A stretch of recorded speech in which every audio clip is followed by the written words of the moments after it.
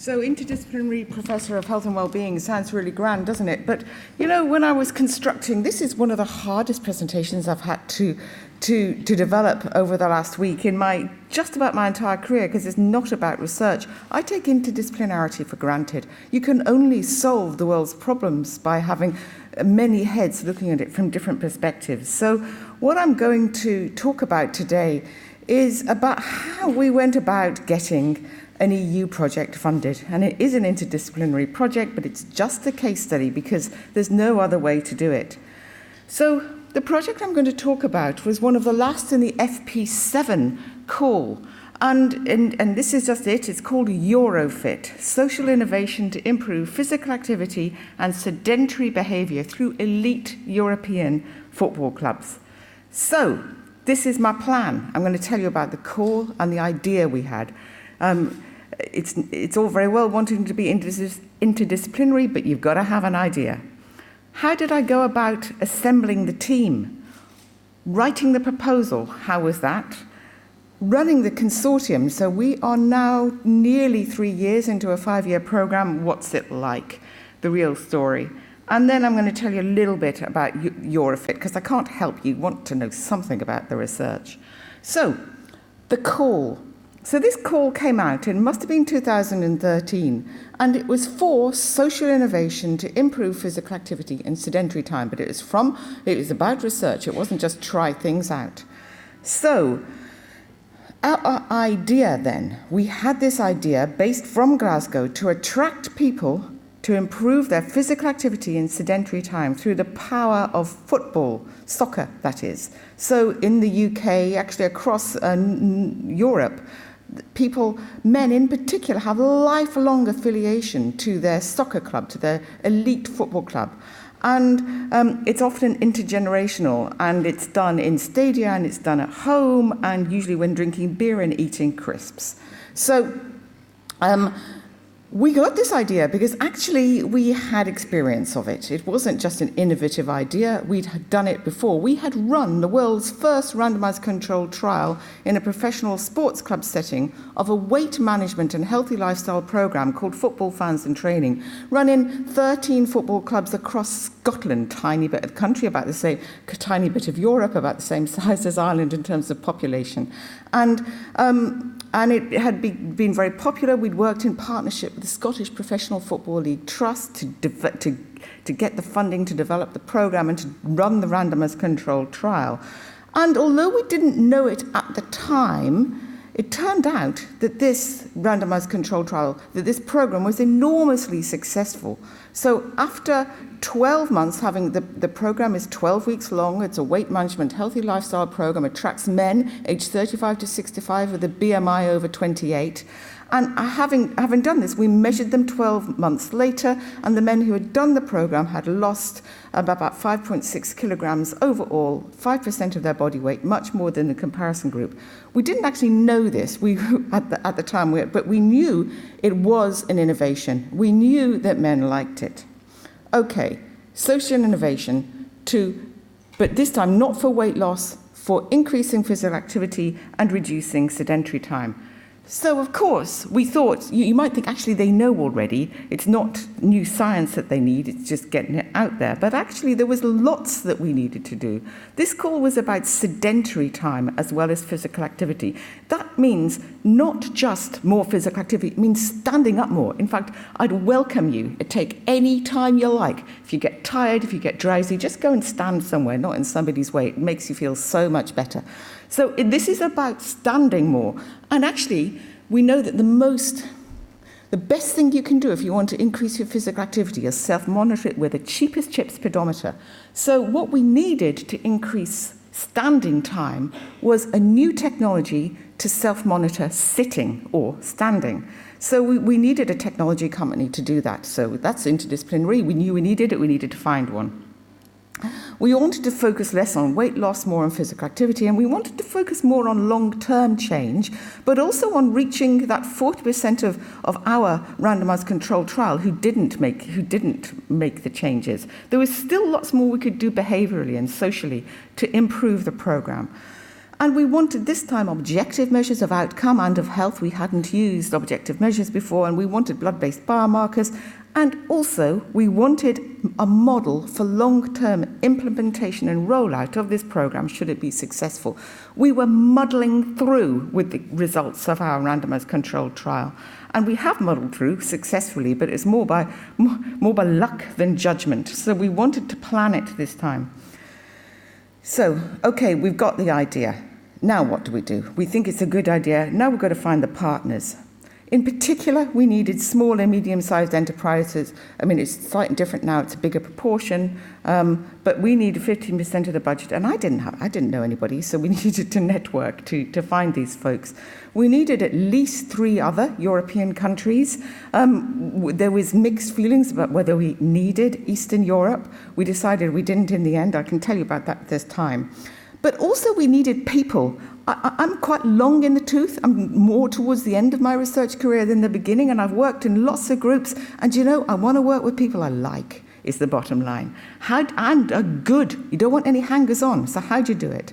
People who got it, people who could recruit football clubs, people who were good, people who had complementary or specific expertise, who we could work with and trust, that fun thing, and actually experience the EU bureaucracy, which everybody scared me about something rotten. I was inexperienced in this field. But the first thing what we did, and I'm now promoting to you a small management company, an Irish-based management company called Pintail. This is our luck. There'll be lots of others. Your universities might do just as good a job, but I'm telling you, we found Pintail, Kieran Chrisman. He agreed to work with us, and that just started us off to a flying start. So this is how I did it. I sat in my room in August, the worst possible time you can contact any potential partners in Europe, and I harassed them on the beach and to see who could contribute, who might we be able to work with. So I started with a nucleus. I asked my close Scottish partners who had networks in physical activity, sedentary behaviour across, and I asked them to give me a list of names. But then I looked them up, and I would advise everybody to do this. I looked them up on PubMed, I looked up their websites. Had they published? Had they got any EU experience? What were they really going to bring? Were they any good?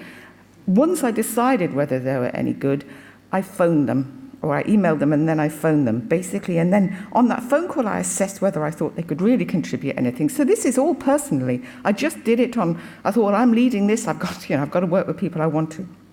How do they sound? More importantly, can they recruit football clubs? That's it's no small ask in any country. And in fact, I found one partner in Poland, remember the Eastern Europe thing, who had all the right credentials, but said that he didn't think Polish football clubs would go with this. So I thought, I'm sorry, we can't include you then. And then negotiate who does the what. I'm not going to talk about that a lot today, but do come and, these work packages can be really hard to kind of divvy up. All I wanted to do was a great big randomized controlled trial. I could have just done it myself, to be frank, but that's not what the EU wants. So actually divvying up into work packages, I can tell you about that another time. It just took a bit of negotiation. Okay. We've got the team. Now it's time to write the proposal. Actually, it went to outline and then full, but I'm just going to talk. Well, this is the same for both. So I allowed basically, it's the coordinator's responsibility. And the bottom line is, I took it. You all have to take it. If you're going to coordinate, you've just got to do it. You're going to think, oh, you've got all these partners, they're going to help me. But they don't really. I mean, they feel that they've got to contribute, and you can ask them to write first drafts, and then you've got to rewrite it. It's your responsibility as coordinator to go from beginning to end and get it right. And basically, that takes time. I found an example. This was an example from the university on something completely different, but at least I saw what they got at when they say state of the art. What does state of the art mean? I had no idea what state of the art meant, and I just learned to use that language. I allowed time, and then I had to find more time. So, it just takes time. And then I got comments back, in particular from Kieran Chrisman of Pintail, the best critical comments I've ever had, and rewriting I've ever had. And you're cross. But actually, you just, all right, actually, if I really address this and go for it, it is going to be better. So lose all defensiveness.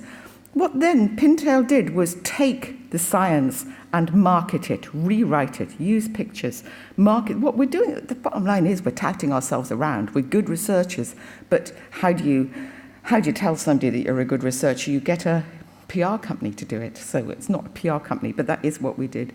So there we are. We wrote it and then waited. Waited first to outline. Yeah, we got through, and then we waited, and you just don't know. And to be frank, when the call came that we'd got it, on the one hand, I treated myself to an exercise class. You deserve it, Sally. And on the second, I thought, oh no, now we've got to do it, because it's you're challenging and you're ambitious and anyway, we're 3 years in, and it's very exciting, and it's very, very enjoyable, and I've made some friends, and it's a great collaboration.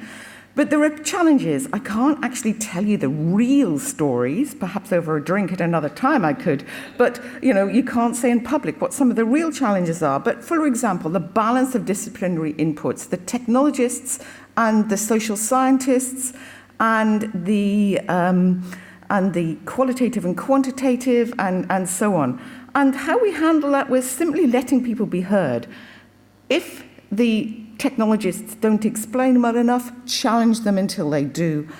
We held workshops. We just spend time talking. Of course, there are different partners, and that 15% SME, the balance of for-profit and people who are doing this for a livelihood, and the academics. There are different timetables, and the way and different outputs are necessary. So the way we handled that was being upfront, saying to the technology company, actually, yeah, right enough, the best outcome for us, what the EU want is for you to employ more people and to get a massively successful product out of it. That is what we want as well, but we just want to publish from it too. Working with technology versus project management timescales, maybe you don't all have this problem, but I find our technology partners just work very differently to us with different timescales, and it appeared to me in the UK, funding for science and engineering, they give people a lump of money and ask them to do something interesting with it. And trying to get people to work to our kind of project management timescales where we deliver on time was pretty hard. But, we've managed it, and I'm not very good at negotiating. I just think, just do it. But I've got a project manager who is absolutely brilliant. He's a younger guy, and he's just really good at it. So actually, that's fine. I say, just tell him to do it, and he says he works at it, and then they do it. So that's good. Catherine's got a different experience of this, so which is actually equally effective. And so on. Multiple egos. Everybody needs to be heard. Let them talk, let them be heard, let them feel that it's contributing. But I do take what I like to think is quiet control. It's somebody's got to make some decisions sometimes, and that actually what I find is the buck does stop with me, but it has to. And so on. A couple of things in green down below. Keep close, that if once you get the funding, keep close to the description of work. I didn't know this, Pintail told me. Don't let it slip. That is, do what you said you'd do, and if you're not going to, tell the EU and ask them if that's okay. And we do that through 6 monthly reporting. So we do finance reports and science reports every 6 months, and we store them away so that when we actually have to do our project reporting, then we've got everything we need. Build and maintain a relationship with the funder. So we work closely with our project officer, and anything she asks us to do, we do it with a smile, sometimes between gritted teeth, but there we are. And by doing good work, do everything on time, be really clear. And then finally, for me, look after your early career researchers. We've got about 10 early career researchers across the four scientific the countries and the 6 or 7 partners.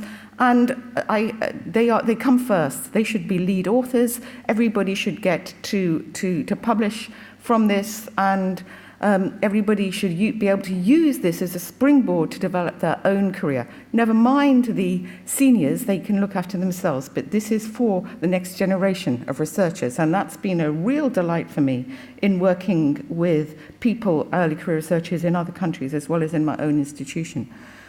So this is basically, I asked around, and this is basically what one of our team members said, we're doing what I said, why do you think we're successful? Why do you think they've asked me to talk here, is what I said, about our project, although I realise now it's because my title, Interdisciplinary Professor. I didn't know that at the time.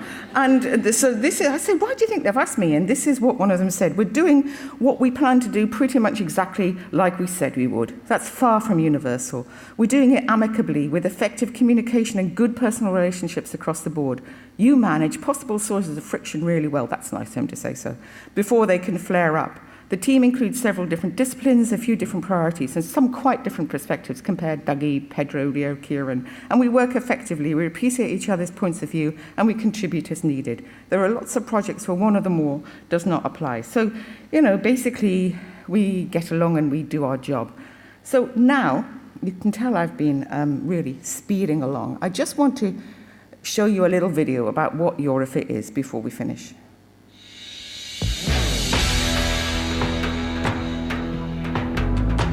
We're all aware of the positive impact that a healthy diet and regular physical activity can have on our lives.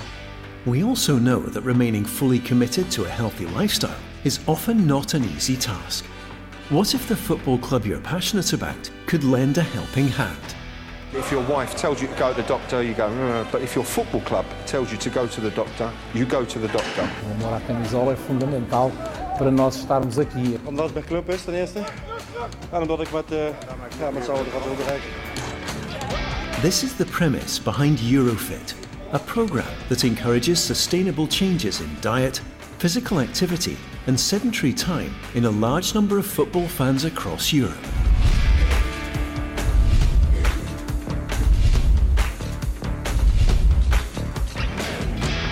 EuroFit is a research study funded by the European Union. It brings together scientists, public health experts, private companies, 15 professional football clubs, and most importantly, their fans. Elite clubs from Norway, the UK, the Netherlands, and Portugal start by recruiting a large sample of volunteers from their huge fan bases. Next, coaches from the clubs provide these participants with guidance and a variety of tools for behavioural change, based on the best scientific research. The programme goes on for 12 high-spirited sessions, where fun, camaraderie and a willingness to learn and improve are always present. With EuroFit, participants have a unique experience. The club they've cheered for since they were little invites them back into their stadium, this time to help change their lives for the better, with the same team spirit and enthusiasm as ever. Don't count your days, make your days count, and really that's how it's made me feel, really. Para mim eu tive logo uns resultados fantásticos, eu consegui mesmo mudar muitas coisas da minha vida. I was more conscious of what I ate, I was more conscious of taking more steps throughout the day and also standing up a lot more, just being a bit more active throughout the day. Altijd fanatiek sporter geweest, maar het wordt tijd dat ik ook eens ga denken aan mijn gezondheid. Dus ik denk een groep met gelijkgestemde, misschien doet het wonderen. I managed to lose 6 kilos, get down to a target weight of 100 kilos, recommend it to anybody. With 30 million fans all over Europe, it's hard to overstate the power of football, especially for men. In EuroFit, our goal is to channel that power towards a more healthy, active and happy Europe.